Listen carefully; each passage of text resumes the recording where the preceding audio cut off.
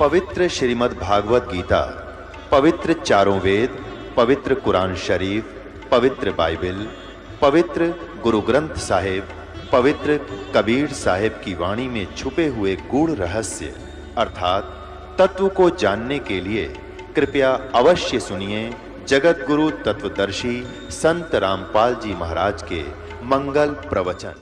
कहते हैं जीवित जग में जूती पड़े फिर जम तोड़े छाती, बिना भक्ति के प्राणी यहीं दुखी हो जाएंगे, अगयम के दूत उनको बहुत सताएंगे। तो यहां परमात्मा आपको बताना चाहते हैं कि आप काल के लोक में रह रहे हो। गीता अध्याय नंबर 15 के श्लोक नंबर 16-17 में 3 पुरुष बताए। अब 17वें का प्रकरण चल रहा है कि उत्तम पुरुष है तू अन्य और परमात्मा इति उदाहरते, उसको परमात्मा कहा जाता है।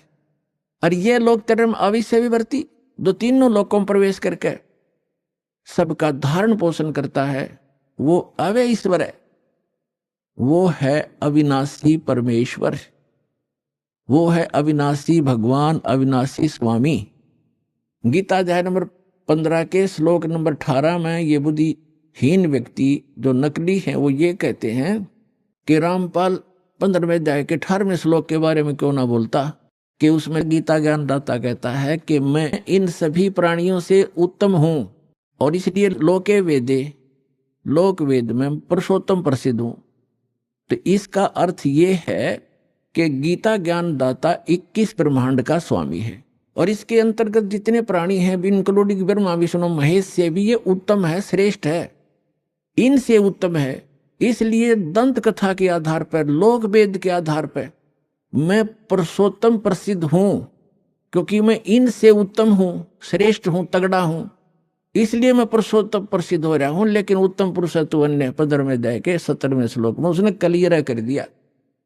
तो पुण्यात्माओं, ये अज्ञानता का ही परिणाम होता है, जिसमें थोड़ा बहुत कचरा रह जाता है वैसे फसड़ करा कर वो फिर कार्बोरेटर दास चाहता है कि सारा सफाई कर दूं ताकि आपको कोई मिसगाइड ना कर सके। तो इस प्रकार 15वें अध्याय के 18वें श्लोक को समझो कि ये कहता है कि जितने मेरे अंतर्गत प्राणी हैं उनसे मैं उत्तम हूं, पुरुषोत्तम कहलाता हूं, इसलिए इन तम तगड़ा हूं, श्रेष्ठ हूं, इसलिए पुरुषोत्तम प्रसिद्ध हो रहा हूं। लेकिन वो पुरुषोत्तमता कोई और है 15वें अध्याय के 17वें श्लोक में। तो अब हम यहां आते हैं कि उसको परमात्मा कहा जाता है। ओए है परमात्मा। अब देखो, प्रभु का नाम का अर्थ होता है स्वामी, उसको ब्रह्म कहो, प्रभु कहो, साहिब कहो, और राम गॉड खुदा अल्लाह कहो। अल्लाह भी स्वामी। और जैसे परमात्मा किसे कहते हैं? परमात्मा उसे कहते हैं जो कभी दुख नहीं देता, सबको सुख सुख देता है।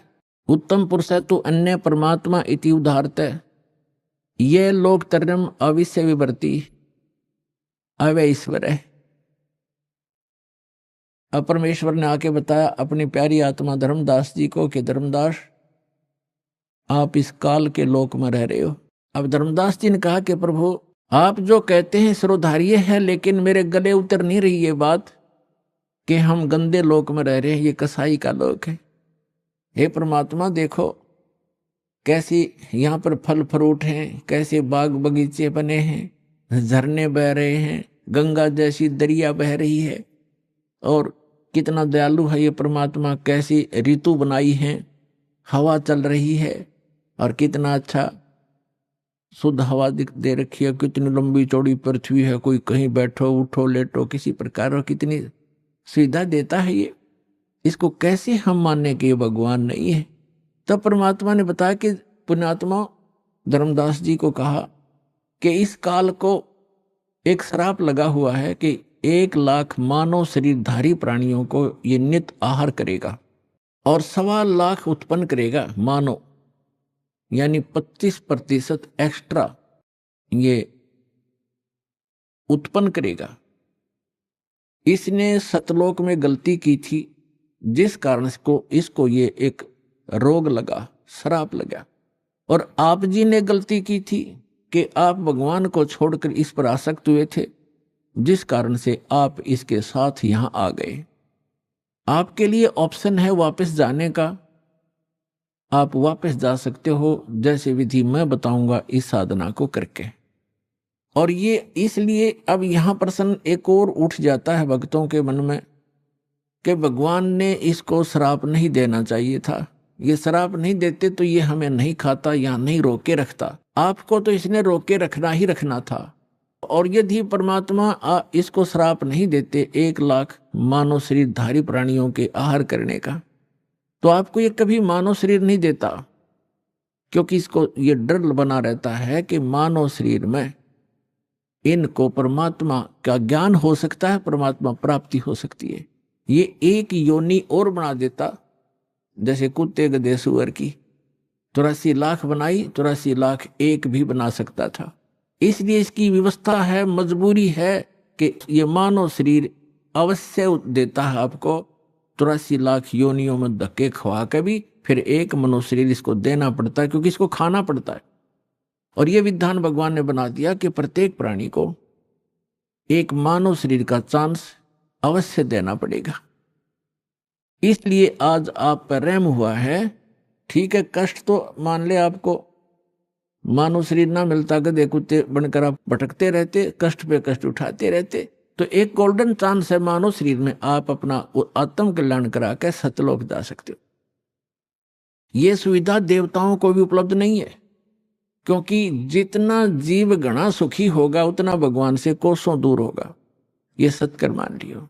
और जितना दुख होगा उसके लिए वरदान सिद्ध हो सकता है, यदि उसको सतलोक आश्रम वाला जला हिसार प्राप्त हो जाएगा, उस दुख के कारण भी उसको परमात्मा मिल जाएगा।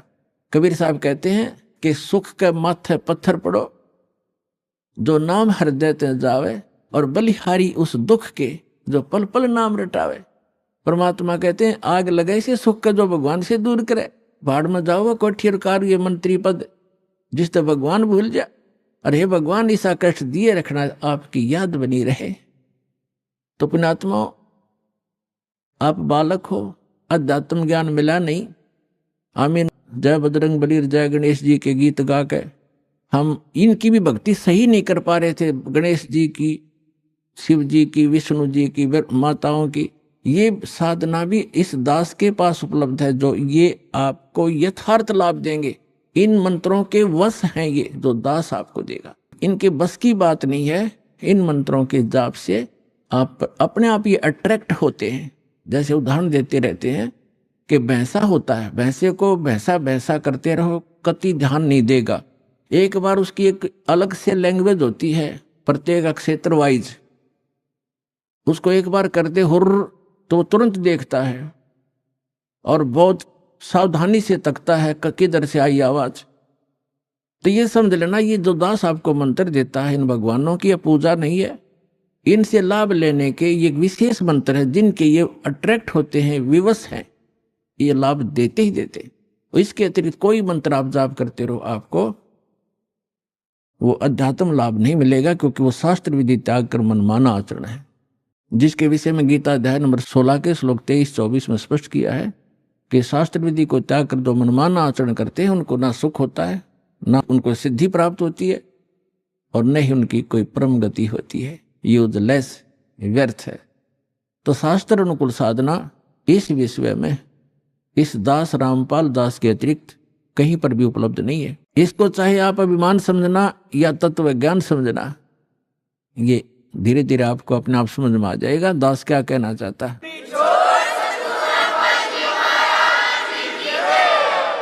अभिमान तो वो व्यक्ति किया करता जिसकी अपनी कोई खोज हो, चाहिए तो उसने भी नहीं। और हम तो संत भक्त हैं, हम किसी प्रकार का कोई अभिमान या ईगो कभी नहीं रखते। जो ऐसा रखता है वो भक्त नहीं, ना संत नहीं, क्योंकि ये तो सदग्रंथों में प्रमाणित है, हमारे सदग्रंथों में लिखा हुआ था। वो खजाना इनका हाथ लगा नहीं, क्योंकि इनको ज्ञान नहीं था।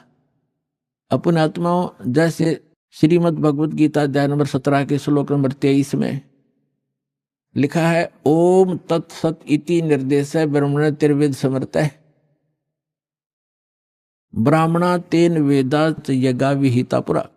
इसका अर्थ ये है कि उस सच्चिदानंद घन ब्रह्म परम अक्षर ब्रह्म के प्राप्ति का, उस शाश्वत स्थान में जाने का एक 3 अक्षर का मंत्र है, ओम तत्सत इति निर्देश है। निर्देश माने डायरेक्शन, नथिंग एल्स। फाइनल फैसला, फाइनल डिसीजन। अच्छा, यहां पर ओम तो ब्रह्म का है, अक्षर पुरुष का, और तत् और सत ये सांकेतिक है। तत् ये अक्षर पुरुष का, जिसको अक्षर ब्रह्म भी कहते हैं, जो सातसंग ब्रह्मांड का स्वामी है, ये मंत्र है। और सत ये परम अक्षर ब्रह्म का मंत्र है। ये तत् और सत सांकेतिक है। और यहां बताया है, गुरु बिन वेद पढ़े जो प्राणी, समझन सार रहे अज्ञानी। गुरु बिन काहु न पाया ज्ञाना, जो थोथा भूस छड़े मूड किसाना।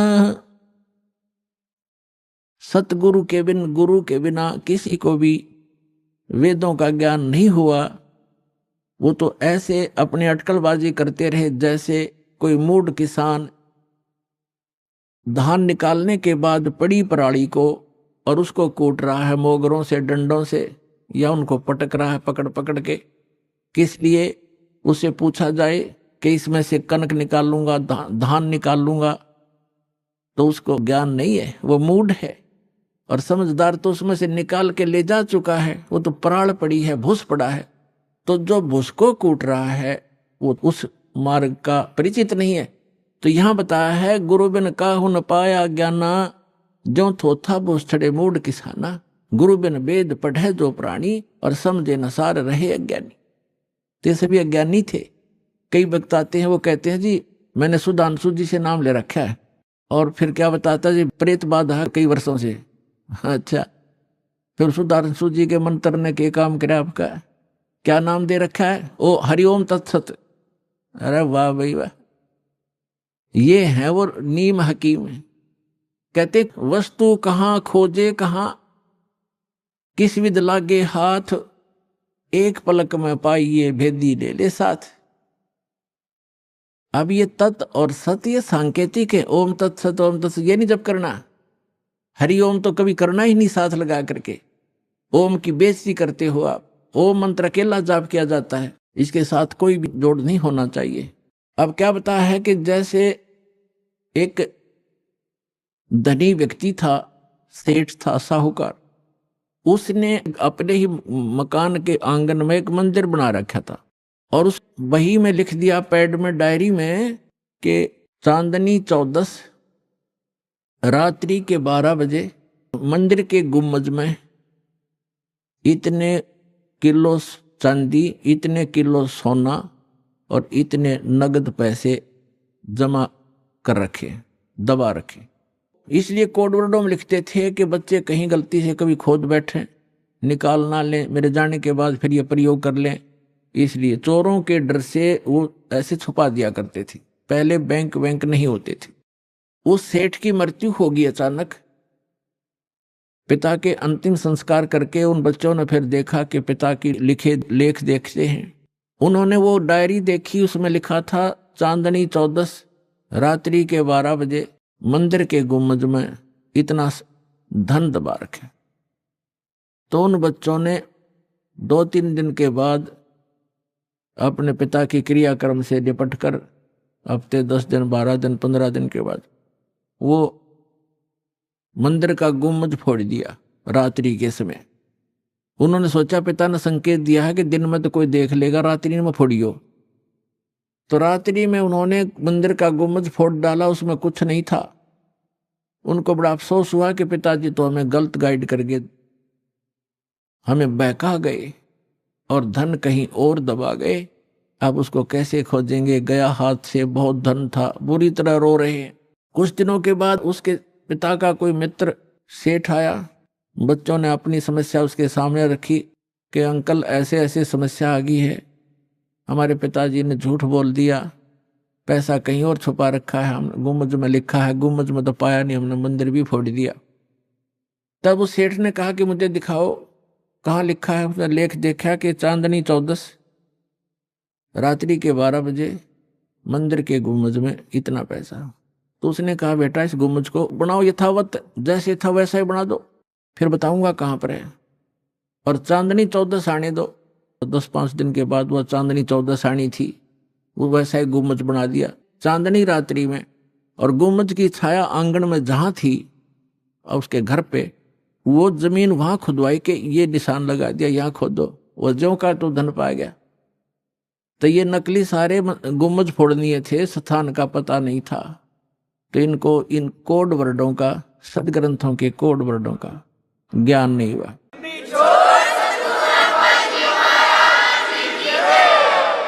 तो वस्तु कहाँ ढूंढे, कहाँ किस विद लागे हाथ, एक पलक में पाइए बेदी ले लो साथ।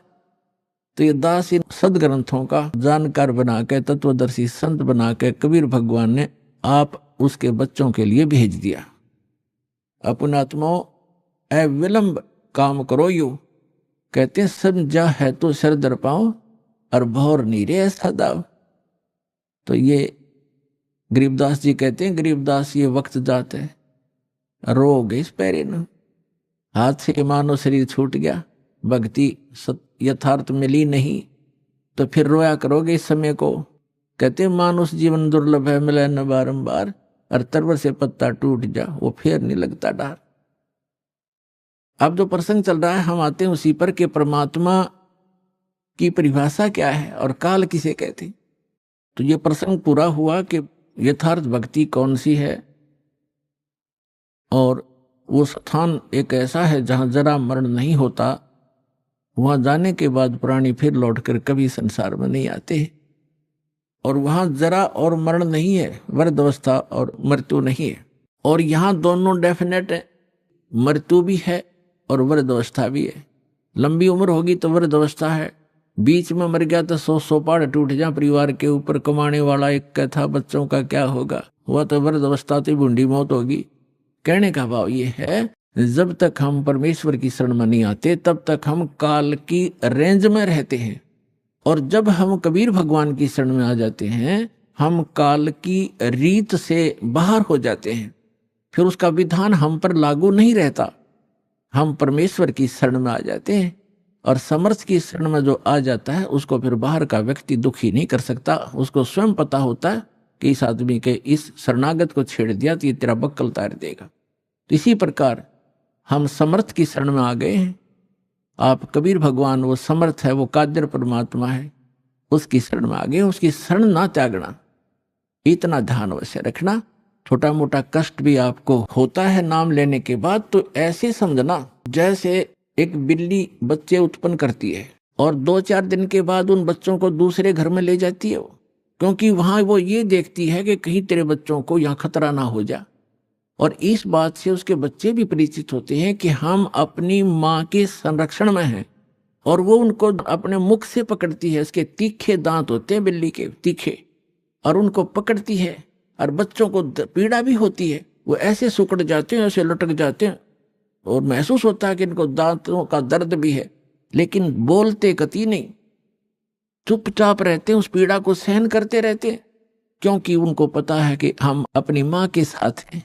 ये थोड़ा बहुत कष्ट भी है तो हमारा जीवन रक्षा हो रही है। तो उसको उठाकर वो दूसरे सुरक्षित स्थान पर अन्य मकान में ले जाती है, सबको बारी बारी वहां पहुंचा देती है।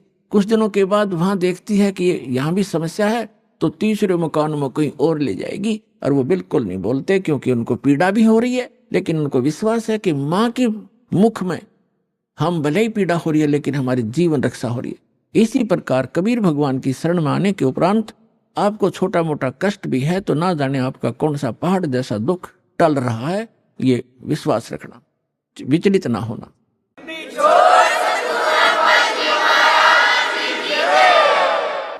यह प्रसंग चल रहा है कि धर्मदास जी ने कहा था कि हे भगवान, यहाँ कितनी सुविधा दे रखी है भगवान ने, और इसको आप काल कह रहे हो। परमात्मा ने कहा, धर्मदास जैसे कसाई बकरे पालता है, उन बकरे और बकरियों के लिए वो कितनी सुविधा करता है, जिसकी अच्छी सेल होती है, एक बहुत बड़ा चरागाह बनाता है, उसको हायर करता है या मोल लेता है, और उसके अंदर शेड डालता है, झोंपड़ी डालता है बकरों को गर्मी और सर्दी से बचाने के लिए। उसमें जगह जगह तालाब बनाता है, छोटी छोटी तलैया सी, उनको पानी से भर कर रखता है, उनके लिए घास फूस वहां व्यवस्था कराता है। उस सारी व्यवस्था को देखकर वो भोले प्राणी ये समझ बैठते हैं कि हमारा मालिक, हमारा स्वामी कितना दयालु है, हमारी कितनी केयर टेक रखता है, सारी सुविधाएं प्रदान करता है, हिंसक पशुओं से बचाता है, चारों तरफ से बाड़ लगा देता है, और अंदर वृक्ष हैं, झाड़ बोझड़े हैं, घास फूस है, गर्मी से बचने के लिए शेड है, सर्दी से बचने के लिए व्यवस्था शेड है। तो वो इस सारी व्यवस्था को देखकर वो मान बैठते हैं कि जो हमारा ये स्वामी है बड़ा दयालु है, ये परमात्मा है। और जब वो कभी उनके बीच में आता है तो वो सारे उसको प्यार देने के लिए उसके चारों तरफ कोई ऊपर को पैर फैलाता है अपने सीने से लगाने के लिए, और वो उसको चाटते हैं प्यार से, जीभ से चाटना चाहते हैं, उनको एक विशेष रिगार्ड देने के लिए। वो तो चाट रहे हैं जीभ से, और वो कसाई देख रहा है से हाथ लगा के, और वो खुश होते हैं कि हमारा मालिक हमसे प्यार कर रहा है। वो देख रहा है कि ये कितना मांस हो गया, कितने का बिकेगा, और वो सोच रहे हैं मुझे हमें प्यार कर रहा है। तो पुण्यात्माओं परमात्मा कहते हैं कि जिस समय उस कसाई को 5-10 बकरों की आवश्यकता पड़ती है, बकरियों की, तो उस समय वो ये नहीं देखता ये किसकी माँ है, किसका बेटा है। एक परिवार के 3-3 इकट्ठे भी आ सकते हैं, उन्हें तो मोटे मोटे छांट के और वो निकाल लेने जो अच्छे मांस युक्त हो गए, घनी बिक्री होगी। तो उस समय उन बकरों को भी पता होता है, उनके अंदर करड़ा ऐसे भागते ही इधर उधर दौड़ जाते, उनको मालूम है कि कहीं इनको खतरे के स्थान पर ले जा रहा है, इतना उनकी आत्मा में आभास होता है। तो कहने का भाव ये है कि इसी प्रकार जो यहाँ की सुविधाएं आप देख रहे हो धर्मदास, परमात्मा कह रहे हैं कबीर भगवान, इन सुविधाओं को देखकर तो ऐसा लगता है जैसे बड़ा दयालु भगवान है, और उस समय तुम्हारी बुद्धि पर पत्थर गिर जाते हैं। किसी का बेटा मर गया, किसी की बेटी मर गई, एक परिवार के 3-3, 4-4 सदस्य मर जाते हैं। यहाँ एक बता रहे थे, कोई सरसा से सत्संग सुनकर जा था, गाड़ी के अंदर 16 सदस्य थे एक का परिवार के, बूढ़ा बूढ़ा घर रह गया था, 16 के 16 एक्सीडेंट में मर गए। बताओ पुण्यात्मा, और उनकी कार और कोठियां और बड़े बड़े सारी व्यवस्थाएं थी, कुल नाश हो गया उसका। तो कहने का भाव ये है कि उस समय बुद्धि कहाँ जाती है आपकी, ये सुविधाएं किसने दे रखी थी, ये फिर क्यों छीन लिया 1 मिनट में। तो इसको काल कहते हैं, और जो केवल सुख सुख दे उसको दयाल कहते हैं, उसको परमात्मा कहते हैं। आप इसको परमात्मा मान बैठे हो, लेकिन ये परमात्मा नहीं है। यहाँ तो दुख के अतिरिक्त आपको कुछ मिलता ही नहीं, चाहे कितना ही आपको सुखी व्यक्ति नजर आता है इस झूठे सुख से युक्त, चाहे कोई मंत्री है, प्रधानमंत्री है, या कितना ही बड़ा सेठ है, और कैसी आपने उसकी सुविधा नजर आती है। गरीब आदमी तो ने सोचा है ये कार कोठी वाले घने सुखी होंगे, या फिर ये अफसर हैं, कर्मचारी अधिकारी हैं, ये बड़े सुखी होंगे। सुख नाम की वस्तु नहीं यहाँ पर इस गंदे लोक में, सबके टेंशन ग्रस्त रहती हैं, सारा दिन ऊपर से दिखे चौपड़े और अंदर तो इनके खराब हो रहे हैं खोपड़े, किसी ने देख लेते, सभी टेंशन लिए फिरते। तो वो टेंशन लेस स्थान जो प्लेस है वो सतलोक है, उसको सुख सागर कहते। अपना आत्मा परमात्मा आप तक पहुंचने के लिए अब कैसी कैसी लीला करता है। मैं रोवत हूं सृष्टि को, सृष्टि रोवे मोहे, गरीबदास इस वियोग को समझ न सकता कोई। जो जन मेरी शरण है ताका हूं मैं दासे, गेल गेल लाग्या फिरूं हूं जब तक धरती आकाशे। पुण्यात्मा परमात्मा कहते हैं जो मेरी एक बार शरण में आ गया उसको मैं छोड़ूंगा नहीं, उसके साथ रहूंगा। ठीक है, उसका दुर्भाग्य है वो जो यहां से निकल नहीं पा रहा, फिर भी परमात्मा इतना दयालु है, आपके पीछे पीछे फिर रहा है। अपना आत्मा विचार करो, एक ही परिवार में ये पुस्तक आपको प्राप्त हुई या टीवी सुनने को प्राप्त हुआ, एक परिवार के 4-5 सदस्य हैं, जिनमें से 3 को ये ज्ञान समझ में आ गया, उनकी इच्छा बनी हम नाम लेंगे, दीक्षा लेंगे, कल्याण करवाएंगे। उन्होंने दीक्षा ले ली, प्रतिदिन अपना नित्य नियम आरती श्रमणी और सारा कुछ कर रहे हैं, मंत्र कर रहे हैं, सत्संग में भी आ रहे हैं। और बाकी शेष 2 हैं वो बिल्कुल सोचते भी नहीं, कहते हैं तो भी नो के तुम ही कर लो, तुम ही पार हो जाना, हम तो फिर देख लेंगे। अब फिर क्या देख लेंगे? गधा बने पाछा तो कुम्हार देखेगा, आप क्या देखोगे? कड़ में मारेगा लठ, 2.5 मन का बोरा होगा कमर के ऊपर, फिर देख लेंगे। अब देखना अब है, ज्ञान समझो और सतलोक आश्रम बरवाला जिला हिसार हरियाणा के अंदर आओ और कल्याण कराओ। अगर समझदार हो तो देखना चाहते हो।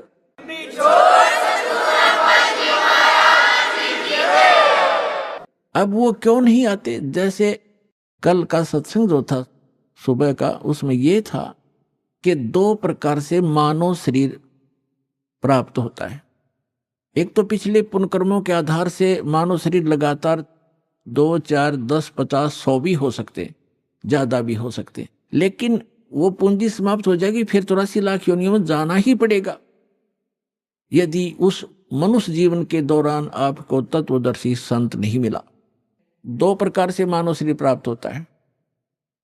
एक तो बता दिया आपको पूर्व जन्मों से, जैसे परमात्मा सन 1398 में सतलोक से चलकर आए थे, 1518 तक 120 वर्ष इस धरातल पर रहे, काशी के अंदर बनारस में जुल्हे के कार्य करते रहे और अपने बच्चों को एक समय में 1-1 हजार स्थान पर प्रकट होकर परमात्मा ज्ञान सुनाया करते थे, उनको लाभ देते थे, आशीर्वाद देते थे, सुख हो जाता था, वो मंत्र जाप करते थे। 64 लाख शेष हो गए थे उस दानक के, दुलाए के, एक गरीब झोंपड़ी में बैठे व्यक्ति के 64 लाख शेष इतना सुख दिया था परमात्मा ने।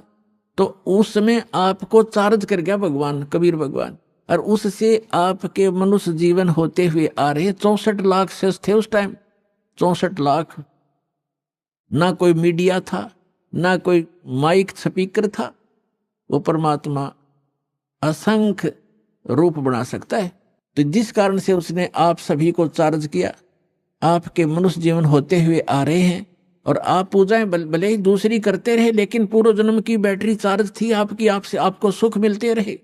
फिर भी कोई दुख कर्म का आता है तो आप इधर उधर भागते रहे, कोई मंदिर में, कोई गुरुद्वारों में, कोई पहाड़ों पर, कोई गुफाओं में, या किसी संतों की खोज करते रहे, उससे लाभ कुछ नहीं होना था आपको। और दूसरी प्रकार के जो व्यक्ति हैं, आपको बताया कि जैसे एक तो 84 लाख सभी प्राणियों के शरीरों में से गुजर के निकल के एक मानव शरीर टर्न वाइज मिलता ही मिलता है, स्त्री या पुरुष का।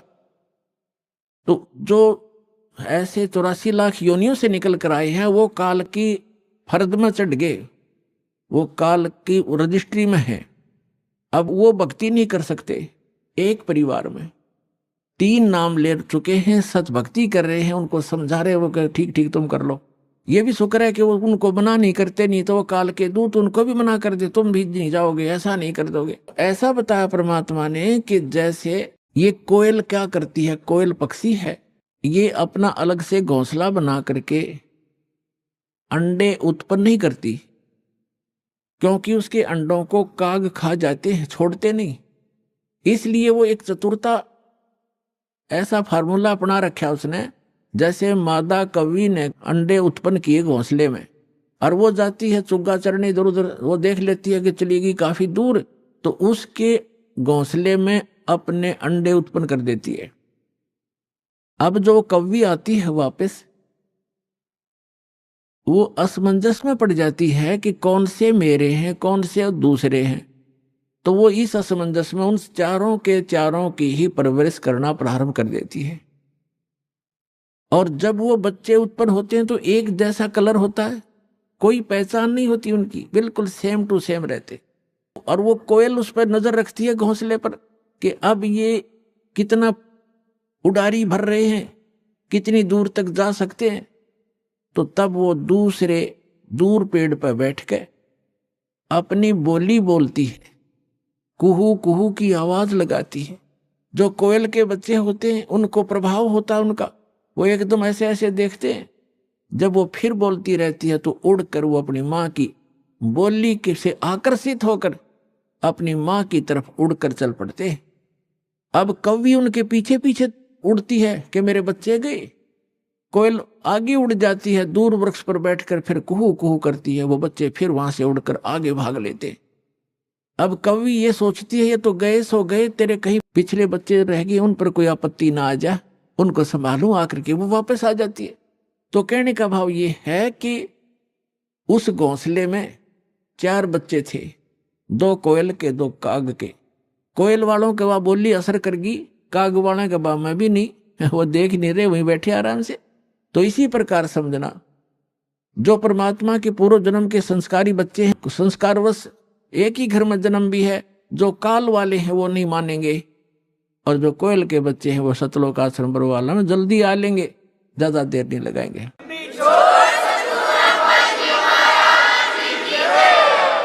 यानी जो परमात्मा के बच्चे हैं, पूर्व जन्म के संस्कारी हैं, वो शीघ्र आ जाएंगे। परिवार के परिवार आ रहे हैं, वो सारे के सारे कोयल के हैं, भले ही वो काल के घोंसले में यहाँ यानी इस लोक में जन्म हो गया। परमात्मा ने अपने बच्चों को, एक जैसी क्रिया थी पहले, तो अब बदल जाएंगी, एकदम चेंज हो जाएंगी सब क्रियाएं, भक्तों जैसे लक्षण हो जाएंगे। तो इस प्रकार तो क्या बताते हैं परमात्मा, जो जन मेरी शरण है ताका हूं दासे, गेल गेल लाग्या फिरूं जब तक धरती आकाशे। परमात्मा कबीर भगवान जिस समय यहाँ आए हुए थे पृथ्वी पर, जो प्रत्येक युग में एक लीला करते हैं, जिसका वेद भी प्रमाण करते हैं, जिसके वेद भी साक्षी हैं कि भगवान ऐसी लीला किया करता है। तो उस लीला में जो दूसरे टाइप की लीला है परमात्मा की, शिशु रूप धारण करके प्रत्येक युग में प्रकट होते हैं, और कमल के फूल के ऊपर, कमल का फूल तो जल पर ही होता है, अंडरस्टूड है कि वो नारायण होते हैं। नार माने जल, आयन माने उस पर आकर विराजमान होने वाले नारायण कहलाते हैं। तो परमात्मा कबीर साहब यानी अमर पुरुष, सत्य पुरुष, आदि पुरुष जिसको कहते हैं, परम अक्षर ब्रह्म, वो ये लीला करता ही करता है। उस लीला को करने के लिए सन 1398 में संवत 1455 ज्येष्ठ सुदी पूर्णमासी को वो परमात्मा सतलोक से चलकर आए थे, और काशी शहर के बाहर एक तालाब में, सरोवर में, विकसित कमल के फूल के ऊपर एक नवजात शिशु का रूप धारण करके विराजमान हुए थे, जैसा कि वो प्रत्येक युग में करते। उसमें नीरू नीमा नाम के मुसलमान जुलाहा थे, वो उठा कर ले गए। वही नीरू नीमा उसी जन्म में ब्राह्मण और ब्राह्मणी थे। गौरी शंकर नाम था नीरू का, और सरस्वती नाम था नीमा का। मुसलमानों ने जबरदस्ती उनको मुसलमान बना दिया गया था। पहले वो शिव भगवान के पुजारी थे, शिव जी की कथा करके अपना निर्वाह किया करते थे, और फिर वो सब सुविधा समाप्त हो जाने से वो जुलाहे का कार्य करने लगे थे, और लगभग 20, 30, 40 वर्ष उनको हो गया था वो क्रिया करते, वो जुलाहा प्रसिद्ध हो गए थे। तब परमात्मा उनको शिशु रूप में मिले थे, धीरे धीरे बड़े हुए, और उन्होंने कोई अन्न आहार नहीं किया। बालकपन में कुंवारी गाय का दूध पिया कबीर भगवान ने, कुंवारी गाय ने दूध दिया और परमात्मा दूध पिया करते थे। ऐसे लीला करते ही, और वो ऐसे ही की है उन्होंने, ऐसा भगवान किया ही करता है। तो जब वो बड़े हुए, 5 वर्ष की आयु में ही 104 वर्ष के विद्वान पुरुष स्वामी रामानंद ब्राह्मण पंडित, जो वेदों और गीता और पुराणों के मर्मज्ञ माने जाते थे, उसके ज्ञान में छक्के छुड़ा दिए। उस 104 साल के महात्मा ने जब परमात्मा को देखा, सब ज्ञान सुना, चरणों में शीश रखकर कहा था कि मैं भक्त मुक्त हुआ और भरम कर्म भया नाश, और गरीब दास निज ब्रह्म तुम मेरा हो गया दृढ़ विश्वास। सतलोक में जाकर देखा रामानंद जी ने, और फिर वापस देखा तो वही बालक सामने बैठा है, वही अनंत कोट ब्रह्मांड के कंट्रोलर के सिंहासन पर बैठा था। तब कहा था, दोहू ठौर है एक तू भया एक से दो, और गरीब दास हम कारणे आए हो। मगर आप तो हमारे लिए आए हो, और आप वहां भी आप हो और यहां भी आप हो। ऐसी लीला परमात्मा कर रहे थे। और फिर क्या बताए हैं कि उस समय धीरे धीरे बड़े हुए, बड़े बड़े विद्वानों के छक्के छुड़ा दिए। लेकिन हमारी आदत है, हम सत्य को स्वीकार करना बहुत ही कम चाहते हैं। जैसे हमारे धर्मगुरु थे, वो संस्कृत के ज्ञाता थे, ब्राह्मण ऋषि मंडलेश्वर, और आम जनता संस्कृत भाषा नहीं पढ़ती थी, केवल ब्राह्मणों को ही शिक्षा ग्रहण करने का अधिकार था। और वो संस्कृत भाषा तो पढ़ लेते थे, लेकिन ग्रंथ समझ में उनके आए नहीं। और परमात्मा 600 वर्ष पहले कहा करते थे कि आप गलत गाइड कर रहे हो इस जनता को, आप वेदों और गीता और पुराणों से भी परिचित नहीं हो।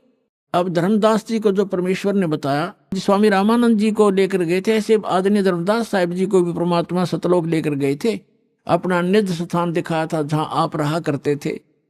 जब वापस छोड़ा तब धर्मदास जी ने पूछा कि हे भगवान, फिर इसका मतलब तो ये है कि ये वेद और ये कतेब, 4 वेद हैं, 4 ही मुसलमान इस्लाम धर्म की कतेब मानी जाती हैं। जैसे अपने 4 वेद हैं हिंदुओं के, ऋग्वेद, यजुर्वेद, सामवेद, अथर्ववेद, और इस्लाम धर्म की माने जाते हैं तौरात, जबूर, इंजिल और कुरान। ये कतेब कहते हैं, इनको वेद कहते हैं। तो धर्मदास जी को पता चला कि सचमुच भगवान तो वो है, साकार है, और ये है वो परमात्मा, ये है वो स्थान। और ये सभी हमारे धर्मगुरु कहते हैं कि ये विष्णु जी सर्वशक्तिमान है, सर्वश्रेष्ठ है, सबके पालन करता है, सबके उत्पत्ति करता है, यह विनाशी है। और परमात्मा ने धर्मदास जी की वार्ता कराई ब्रह्मा विष्णु महेश जी से, और उन्होंने खुद बताया कि नहीं भाई, हमारी भी जन्म मृत्यु होती है, हम अविनाशी नहीं है। अब जैसे कोई व्यक्ति यदि किसी तहसीलदार को या एसडीएम को और अपने मित्रों में यह कहता है ये कमिश्नर है, और जब एसडीएम से पूछा जाएगा क्या आप कमिश्नर हैं, वो कभी झूठ नहीं बोलेगा, वो बुद्धिमान व्यक्ति है, बकवास नहीं चला करती, तो स्वयं बताएगा नहीं जी मैं तो एसडीएम हूं, और कमिश्नर तो बहुत बड़ी पावर होती है। तो ऐसे जब भी इन अधिकारियों से हम मिलते हैं तो ये सच्ची बताया करते। तो जब धर्मदास जी वापस आए, धर्मदास जी ने कहा हे भगवान, फिर तो ये वेद और कतेब ये सब झूठे हैं, ये तो परमात्मा को निराकार बताते हैं, और कोई ब्रह्मा जी, विष्णु जी, शिव जी को सर्वशक्तिमान बताते हैं। तब परमेश्वर ने कहा कि वेद कतेब झूठे नहीं भाई, झूठे हैं जो समझे नहीं। ये वेद कतेब झूठे नहीं हैं, इनमें जिस सतर का ज्ञान है वो बिल्कुल ओके है, लेकिन कंप्लीट नहीं है, वो अलग बात है। जैसे मैट्रिक क्लास के 10वीं कक्षा का सिलेबस अपने सत्र का तो ठीक है, लेकिन वो एमए और बीए का नहीं है, बीसीए का नहीं है, वो सिलेबस अलग है। लेकिन उस मैट्रिक तक के जो शिक्षा है वो उसमें सहयोगी होती है। तो यहां परमात्मा ने कहा है कि वेद कतेब झूठे नहीं भाई, और झूठे हैं जो समझे नहीं। झूठे ये हैं तुम्हारे धर्मगुरु, जिन पुराणों को, वेद को, गीता जी को समझ नहीं सके, ये झूठे हैं। तो इस प्रकार परमात्मा प्रचार किया करते थे, बहुत से शिष्य बन गए थे। पुण्यात्मा, एक सम्मन नाम का एक मनियार था। मनियार को आप जानते होंगे। मनियार होता जो केवल चूड़ियों का काम करता था, माताओं को, बहनों को चूड़ी पहनाया करता था, उसकी पत्नी भी और वो भी। और वो बहुत दारिद्र था, निर्धन था, लेकिन परमात्मा का परम भक्त था। 3 सदस्य थे परिवार के अंदर, 3 सदस्य। एक तो सम्मन, उसकी पत्नी का नाम था नेकी, और एक पुत्र था उसका नाम था शिव, उसको सेव कहा करते, सेव नाम था शिव। वैसे अब भ्रंश हम कर ही लेते हैं, सेव कहा करते, तो सेव नाम से ज्यादा प्रसिद्ध था। और तीनों के तीनों प्राणियों ने कबीर परमात्मा की दीक्षा प्राप्त कर रखी थी। वो दिल्ली में रहा करते थे। पहले दिल्ली आज जैसी नहीं थी, एक गांव सा था छोटा सा, ऐसी झोपड़ियों में लोग रहा करते थे, छोटे छोटे मकान भी थे, कुछ थोड़े बहुत सेठ भी थे, वो अलग होते हैं। आज जैसी दिल्ली नहीं थी 600 वर्ष पहले। और परमात्मा बनारस काशी में रहा करते थे। एक कमाल नाम का लड़का, उसके कबीले ने, उसके कुल के लोगों ने मृत्यु के उपरांत जल प्रवाह कर दिया था। और एक शेख तकी नाम का राजा सिकंदर लोधी दिल्ली के बादशाह का धार्मिक गुरु था। और सिकंदर लोधी को एक बहुत असाध्य रोग था, परमात्मा कबीर जी के आशीर्वाद से वो स्वस्थ हुआ था। बाकी किसी भी औषधि से और किसी भी धर्म मजहब की जंतर मंत्र से और आशीर्वाद से वो स्वस्थ नहीं हुआ था, जिस कारण से सिकंदर लोधी परमात्मा कबीर जी से बहुत प्रभावित था। और उधर से धार्मिक गुरु उनका सिकंदर लोधी का जो शेख तकी था, वो ईर्षा करने लगा कबीर जी से कि ये अब ज्यादा महिमा प्राप्त होगी है, राजा के हृदय में ये समा गया है, किसी प्रकार इसको नीचा दिखाऊं और राजा मेरी तरफ फिर आकर्षित हो। कहते हैं 2 वजीर 2 फकीर और 2 पीर, उनकी कभी आपस में बड़ा नहीं करती। ये तो ऐसे समझ लो जैसे एक म्यान में 2 तलवार, कदे देखी सुनी ना कान। तो वो बहुत इस ताक में रहता था किसी प्रकार नीचा दिखाऊं। सिकंदर लोधी ने किसी कारण से स्वामी रामानंद जी का सिर काट दिया था, वो मृत्यु को प्राप्त हो गए थे, और कबीर परमात्मा ने सिकंदर लोधी और सैकड़ों व्यक्तियों के सामने उनको जीवित कर दिया था। जिस बात से सिकंदर लोधी घना प्रभावित हो गया था कि ये तो सचमुच अल्लाह आए हैं, खुद भगवान आए हैं। कबीर साहब अल्लाहु अकबर है। अब अल्लाहु अकबर यही काम करता है, मुर्दे को जीवित कर दे, रोगी को स्वस्थ कर दे, निर्धन को धन दे दे, तो भगवान यही काम करते हैं। तो वो सभी काम कर रहे थे। सिकंदर लोधी का पक्का विश्वास हो गया था कि सचमुच गॉड है, खुदा है। अब शेख तकी परमात्मा कहते हैं, राज तजना सहज है, सहज त्रिया का ने, मान बढ़ाई ईर्षा बाई दुर्लभ तजना। ये राज भी छोड़ सकते हो, अपनी सुंदर पत्नी को भी त्याग सकते हो, और कहते हैं मान बढ़ाई और ईर्षा ये नहीं छूटती जीव पर। ये छूटे बिना भगवान मिला नहीं, बात वहीं की वहीं रही। तो इस ईर्षा वश, राग द्वेष वश शेख तकी इस ताक में था, किसी प्रकार में झूठा सिद्ध कर दूं किसी पॉइंट पे ताकि इसकी महिमा कम हो जा, इसलिए वो इस ताक में रहता था। एक दिन सिकंदर लोधी से कहा कि आप इसकी बड़ी महिमा गाते हो, इसने मुर्दा जिंदा कर दिया, स्वामी रामानंद जी को जीवित कर दिया, आप कहते हो मुझे स्वस्थ कर दिया, मैं तब मानूंगा इसको कोई ये शक्ति युक्त है, मेरे सामने कोई मुर्दा जीवित करे। एक दिन उसने ये दबाव लगा दिया कि यदि ये कोई मुर्दा जीवित करेगा तो मैं मानूंगा, नहीं तो मुसलमानों को तेरे विरुद्ध कर दूंगा सिकंदर। इस बात से चिंतित सिकंदर टेंशन में आ गया, और परमात्मा को अपने बच्चों की टेंशन सुहाया नहीं करती। ये समर्थ है 1 मिनट में टेंशन दूर कर दे। सिकंदर लोधी से पूछा कि क्या परेशानी है आपको? सिकंदर लोधी ने कारण बता दिया। तो परमात्मा ने कहा कि कहो इसको कह दे शेख तकी को कोई मुर्दा लावे, और करते हैं अर्ज भगवान से, थोड़ा छुपा के रखते थे दाता अपने को। सिकंदर लोधी को तो पता था, कह दिया सो कह दिया। सिकंदर लोधी ने कहा कि शेख तकी पीर जी कोई मुर्दा ले आओ। फिर कबीर जी कह रहे हैं वो कर देंगे, जिंदा लाओ कोई मुर्दा। तो वो कहता मैं कहाँ से लाऊं मुर्दा, कभी आएगा जब देखेंगे, कभी होगा जब देखेंगे। अब परमात्मा ने सोचा कि ये टेंशन काफी देर रहेगा सिकंदर, इतने में क्या हुआ, लीला मालिक की सौसल सिदर मैं करूं अपने जन के काज। इतने में एक कमाल तो बाद में नाम रखा, एक 12-13 वर्ष के बच्चे की मृत्यु होगी, और कुछ ऐसे कुल हैं, ऐसे कबीले हैं, वो न तो जमीन में दफनाते हैं, न सभा करते हैं अग्नि में, और वो जल प्रवाह कर देते हैं अपना। उनका अंतिम संस्कार ही ऐसा है कि इसके शव को मछलियां जीव जंतु खाएंगे, दुआ देंगे, इसलिए मिट्टी तो ये बन ही चुकी है, उसको जल प्रवाह कर देते हैं। एक सुंदर फ्लोटिंग सा एक बेड़ा बनाते हैं, घास फूस का जो तैरता रहता है कुछ देर तक, फ्लोटिंग सा, उस पर लिटा देते और उसको जल प्रवाह कर देते। तो वो बहता हुआ आ रहा था, तो सबको पता चला कि मुर्दा आ गया, मुर्दा आ गया। दरिया के किनारे खड़े थे, सभी इत्तेफाक से वहीं खड़े हुए थे, सिकंदर लोधी, कबीर जी और हजारों की संख्या में सैनिक, अंगरक्षक। आइए अब हम उन श्रद्धालुओं के अनुभव जानते हैं जो जगत गुरु तत्वदर्शी संत रामपाल जी महाराज जी से दीक्षा प्राप्त कर चुके हैं तथा उनके द्वारा बताए गए भक्ति मार्ग पर चल रहे हैं। नमस्कार सर। सत साहिब जी। क्या शुभ नाम है आपका? मेरा नाम गौरव दास है। कहाँ से आए? मैं दिल्ली से आया हूँ। क्या काम करते हैं? मैं स्टूडेंट हूँ और साथ में पार्ट टाइम टीचिंग करता हूँ। संत रामपाल जी महाराज से नाम उपदेश लेने से पहले आप कौन सी भक्ति करते थे?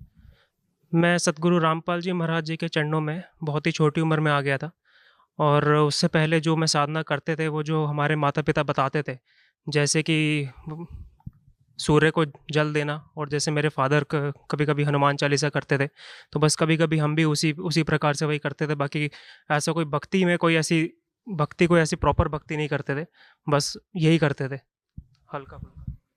संत रामपाल जी महाराज की शरण में आप कैसे आए? संत रामपाल जी महाराज जी के चरणों में हम ज्ञान सुन के नहीं, हम मेरी मदर की बीमारी के कारण आए। 1999 में मेरी मदर को ब्रेन ट्यूमर डिक्लेयर हुआ था। उससे पहले हम बहुत ही, जो आज के टाइम पे जो लोग कहते हैं एन्जॉयमेंट, हम बिल्कुल उसी में रहते थे हर टाइम। जैसे हर वीक में, हर वीकेंड में कभी इधर घूमना कभी उधर घूमना। भक्ति के तो हम बिल्कुल आसपास भी नहीं थे। लेकिन 1999 में जब गुरु जी कहते हैं कि जो आपके पिछले जन्मों के, जब आपके जो सुख हैं जब वो ख़त्म होते हैं और जब आपके दुख का जब समय शुरू होता है, तो वो 1999 में हमारा दुख का समय शुरू हुआ। और 1999 में मेरी मदर को ब्रेन ट्यूमर डिक्लेयर हुआ।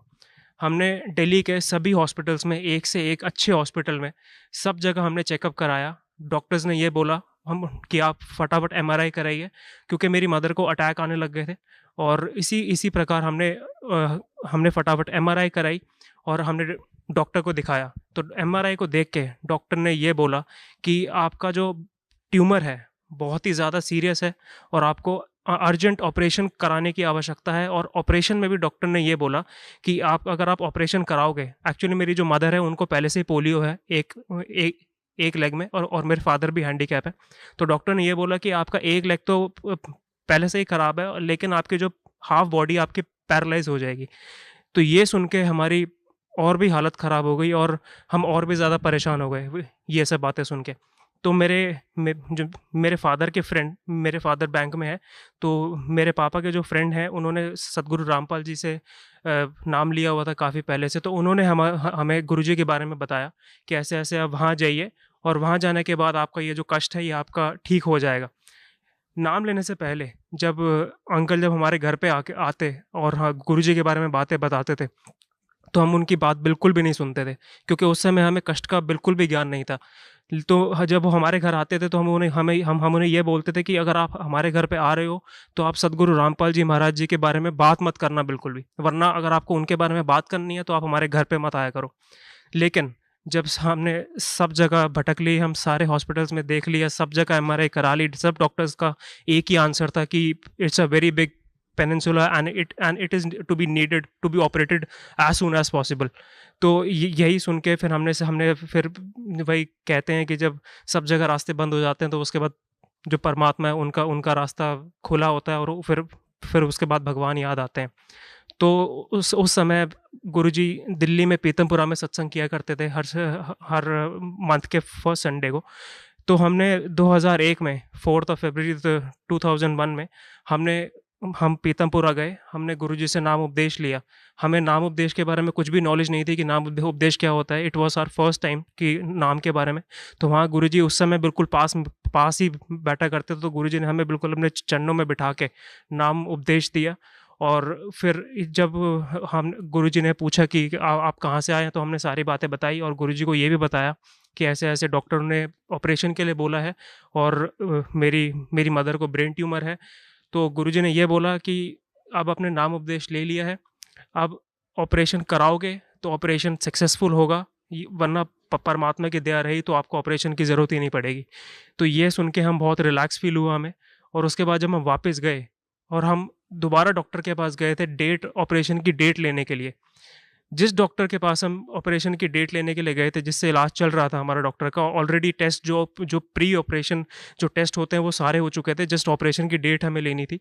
तो ऑपरेशन की डेट लेने जिस दिन हम गए, जो वो डॉक्टर जो ये कह रहा था कि आप it is need to be operated as soon as possible, उसी डॉक्टर ने ये बोला कि आपको ये स्लीपिंग स्टेज में है और ऑपरेशन की कोई ज़रूरत नहीं है।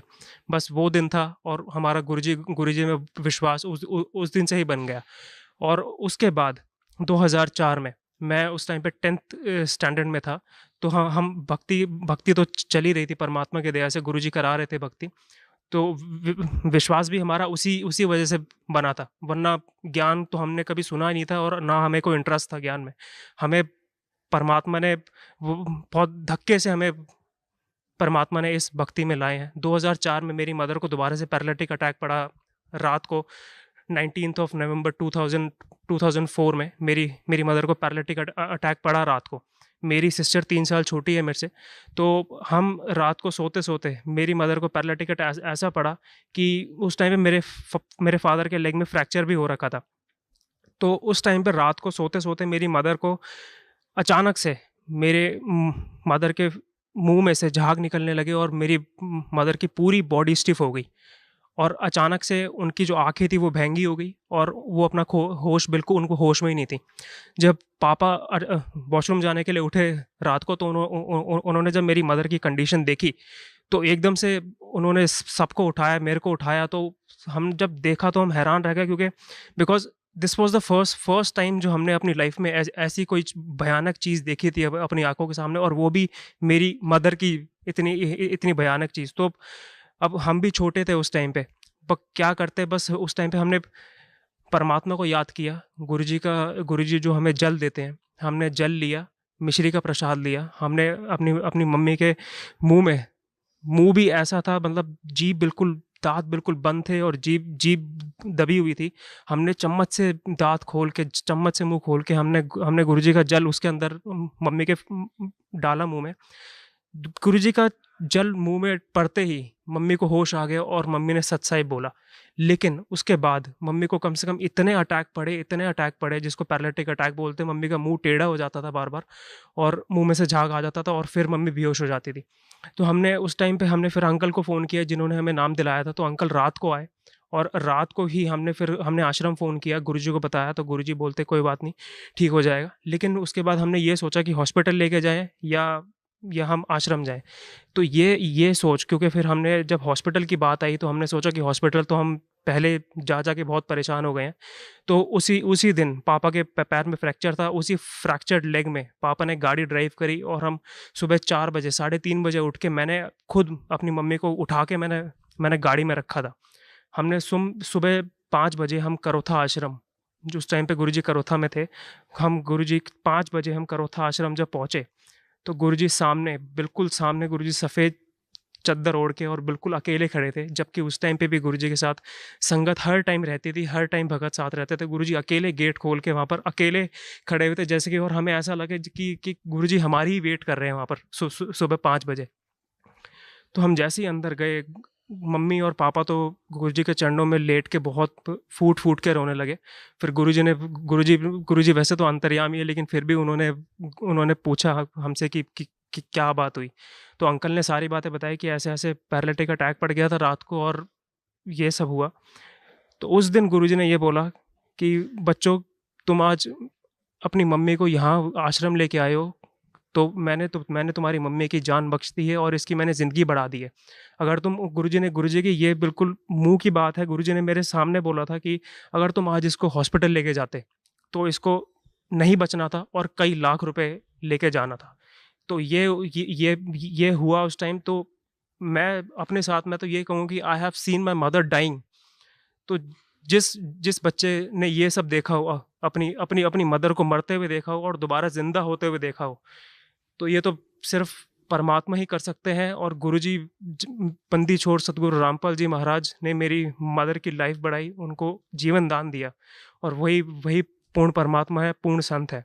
और उसके बाद हम वापस घर चले गए। नेक्स्ट डे फिर जब हमारी मदर ब्रेकफास्ट बना रही थी हमारे लिए स्कूल के लिए, तो दोबारा से मम्मी को अटैक पड़ा। उस टाइम पे अगले दिन गुरुजी वहाँ उधर सोनीपत चले गए थे सत्संग करने के लिए। जब उसके बाद हम मम्मी को सोनीपत लेके गए। सोनीपत जाने के बाद जब गुरुजी को, जब वहाँ दोबारा मम्मी को अटैक पड़ा, तो वहाँ पर मम्मी और पापा और अंकल बैठे हुए थे। मेरी मदर का लेफ़्ट हैंड, जो कि डॉक्टर ने बोला हुआ था कि आपका एक हैंड जाएगा ही जाएगा, ऑपरेशन करेंगे, मेरी मदर का वही हैंड पैरालाइज हो गया और उसमें से जान ख़त्म हो गई मेरी मदर के लेफ़्ट हैंड में। और कुछ ही सेकंड बाद मेरी मदर को अपने हाथ में गुरुजी का हाथ दिखाई दिया और मेरी मदर, वहाँ पर सब बैठे थे, सबके सामने कह रही है कि देखो गुरुजी का हाथ, मेरे हाथ में मेरे को गुरुजी का हाथ दिखाई दे रहा है। लेकिन जो दूसरे भगत थे उन सबको तो मम्मी का ही हाथ दिखाई दे रहा था, लेकिन मम्मी को जो गुरुजी का हाथ दिखाई दे रहा था। और कुछ ही क्षणों बाद, कुछ ही सेकंड बाद मम्मी के हाथ में वो जो पावर थी, वो जो हाथ था, गुरुजी ने अपना हाथ मम्मी को दे दिया। और वो जो हाथ जो डॉक्टर ने बोला था कि आपका हाथ जाएगा, वो गुरुजी ने मम्मी को वापस दे दिया। और उसी ईयर 2004 में मेरा बोर्ड का एग्ज़ाम था और उसी ईयर मम्मी को इतने अटैक पड़ते थे कि मैं जब भी पढ़ने के लिए बैठता था मम्मी को अटैक पड़ जाता था। और ऐसी सिचुएशन देख के ऐसे में पढ़ाई तो कोई आसपास भी नहीं थी। तो उस टाइम पे मेरा बोर्ड का एग्ज़ाम था। गुरुजी उस समय महाराष्ट्र गए हुए थे सत्संग करने के लिए। तो जब गुरुजी वापस आए तो मेरा मार्च में एग्ज़ाम था और फरवरी तक मैंने बिल्कुल भी किताबों पे हाथ नहीं लगाया था, बिकॉज नवंबर में इतना बड़ा इंसिडेंट हुआ था मेरी लाइफ के साथ जो कि मैं सपने में भी नहीं सोच सकता था। लेकिन मैंने फिर मैंने गुरुजी से प्रार्थना करी, गुरुजी मेरा बोर्ड का एग्ज़ाम है इस समय और मैंने कुछ भी पढ़ाई नहीं करी और मुझसे कुछ भी पढ़ाई नहीं होती, क्योंकि मैं जैसे ही पढ़ने के लिए बैठता हूँ ये अटैक मेरे आंखों के सामने आ जाता है। तो गुरुजी ने मेरे को ये बोला, बेटा कि तू थोड़ी सी पढ़ाई कर ले, तेरे नंबर आ जाएंगे।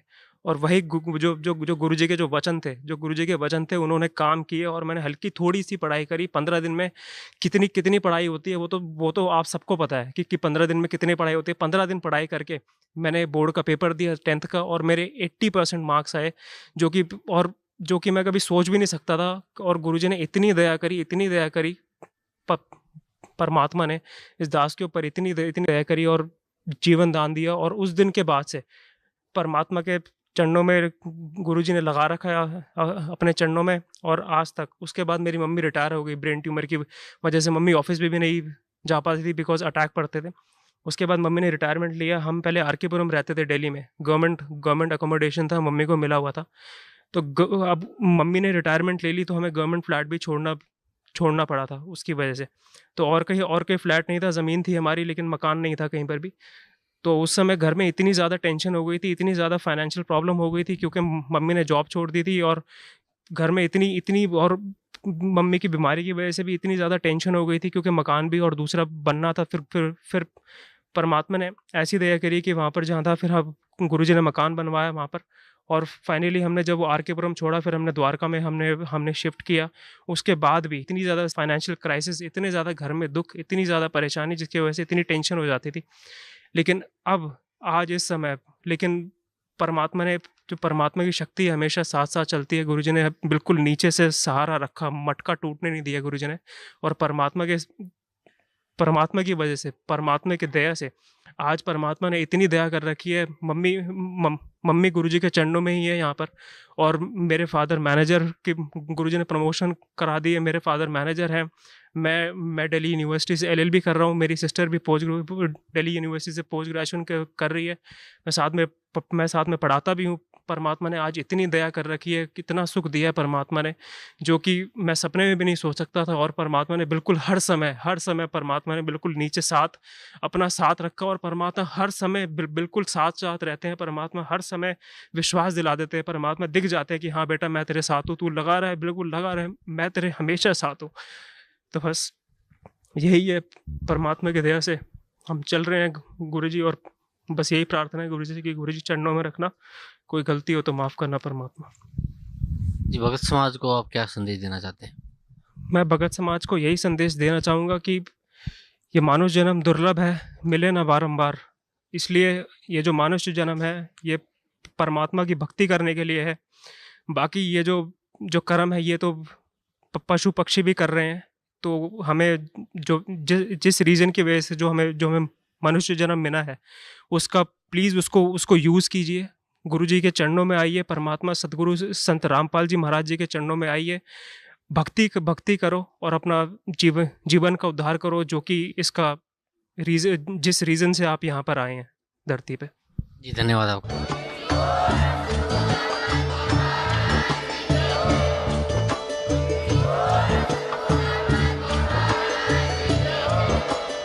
आप सुन रहे थे जगत गुरु तत्वदर्शी संत रामपाल जी महाराज जी के मंगल प्रवचन। अधिक जानकारी के लिए विजिट कीजिए हमारी वेबसाइट www.jagatgururampalji.org। संत रामपाल जी महाराज जी के शुभ आशीर्वाद से पूरे विश्व भर में 500 से भी ज्यादा नाम दीक्षा केंद्र हैं, जिन पर संत रामपाल जी महाराज जी द्वारा ऑनलाइन निशुल्क नाम दीक्षा दी जा रही है। अपने नजदीकी नाम दीक्षा केंद्र का पता करने के लिए संपर्क करें 8222880541।